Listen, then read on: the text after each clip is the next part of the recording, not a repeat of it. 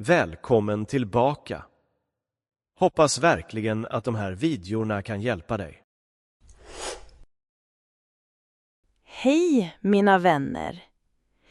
I den här videon ska vi lära oss de viktigaste orden och de mest använda fraserna i vardagen, samlade i en sammanhängande text som gör det lättare för er att memorera dem och förstå hur de används. Jag önskar er en givande titt. Mitt namn är Ali och jag bor i Stockholm, Sveriges vackra huvudstad. Jag arbetar med att leverera beställningar för att hjälpa människor att få sin mat och sina varor utan att behöva lämna sina hem. Mina dagar är långa, men de är också givande. Min dag börjar 6 på morgonen. Mobilens alarm ringer högt. Ibland vill jag sova lite längre, men jag måste gå upp. Vädret är kallt, som vanligt i Sverige. Men jag ser ingen snö utanför fönstret. Himlen är mulen och enligt väderprognosen kan det komma lätt regn senare. Jag sätter på värmen i rummet eftersom det är mycket kallt. Sedan går jag till badrummet och sköljer ansiktet med kallt vatten för att pigna till.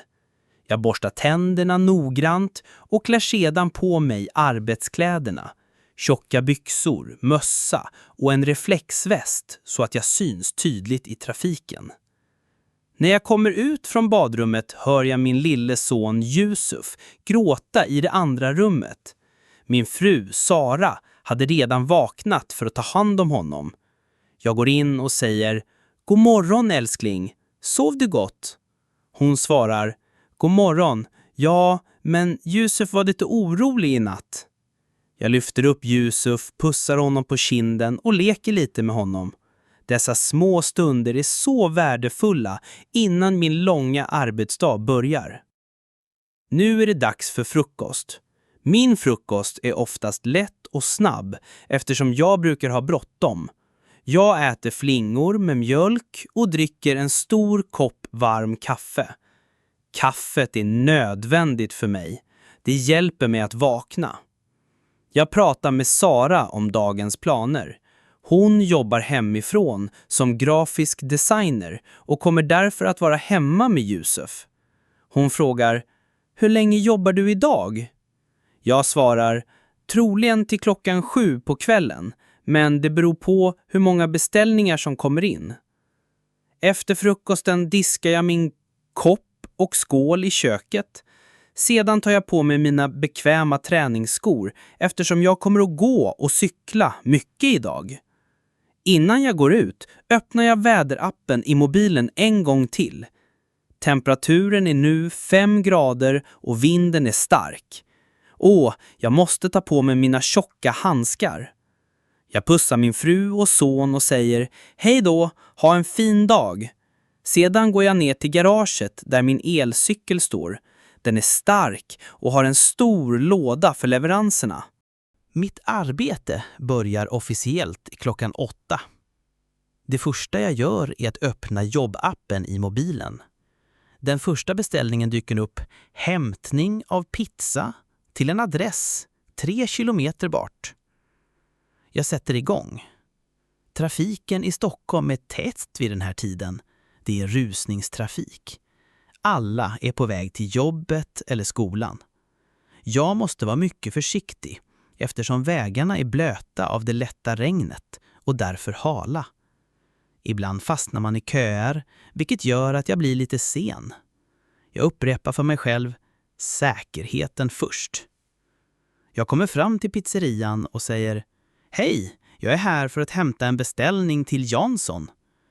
Jag kontrollerar att pizzakartongen är ordentligt stängd så att maten inte blir kall och lägger den i leveranslådan på cykeln och fortsätter. Adressen ligger i ett lugnt bostadsområde. Jag hittar husnumret, parkerar cykeln och ringer på dörren. En man öppnar och säger: "Hej." Jag svarar: "God eftermiddag. Här är leveransen till Jansson. Han räcker mig sitt kort för att dra det i betalterminalen och säger sedan tack så mycket, ha en bra dag. Jag svarar varsågod, ha en fin dag du också. Sådana korta möten med kunderna gör jobbet roligt. De flesta i Sverige är vänliga och säger tack. Efter flera leveranser blir jag hungrig. Klockan är nu 1. Jag bestämmer mig för att ta en halvtimmas lunchrast. Jag stannar i en fin park, trots kylan. Jag sätter mig på en bänk och tar fram smörgåsen som Sara gjorde åt mig på morgonen. Den är fylld med ost och grönsaker. Till det dricker jag varm kaffe ur min termos. Under lunchen ringer jag Sara på videosamtal.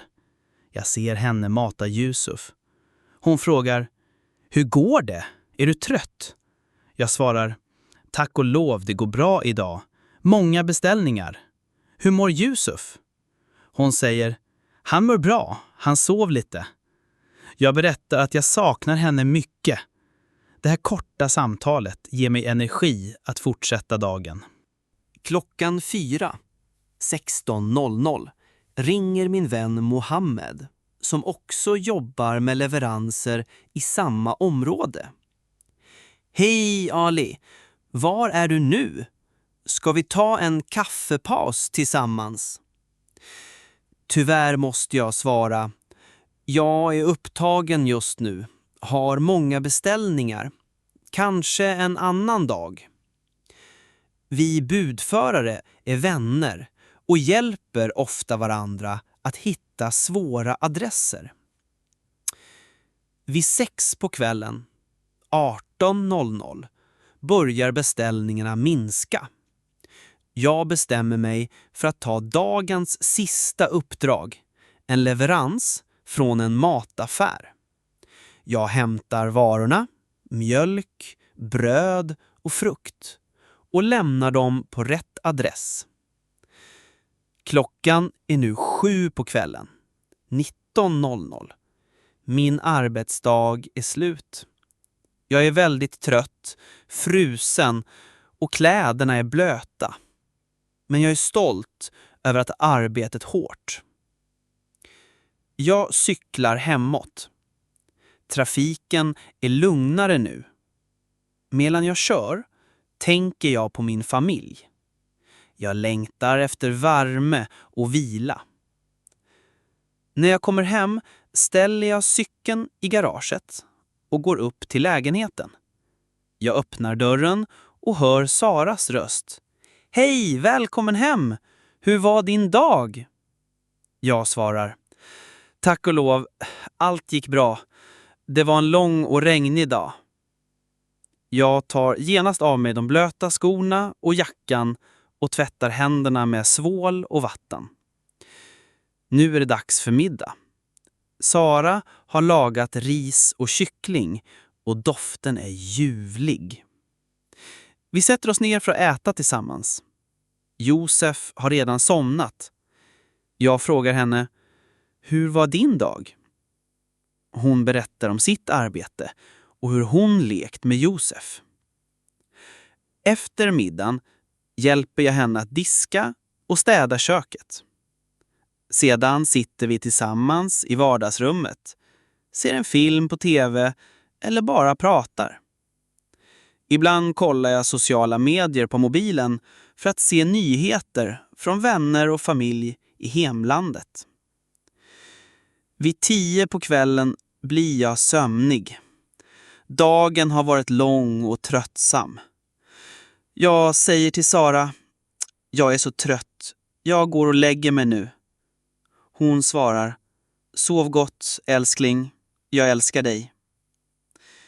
Jag tvättar ansiktet, borstar tänderna och tar på mig pyjamas.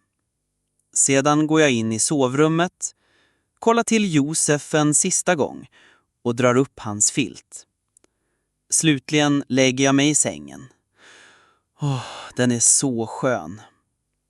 Jag tänker tillbaka på dagen och känner tacksamhet över att ha både arbete och en underbar familj. Efter några minuter somnar jag snabbt, helt utmattad.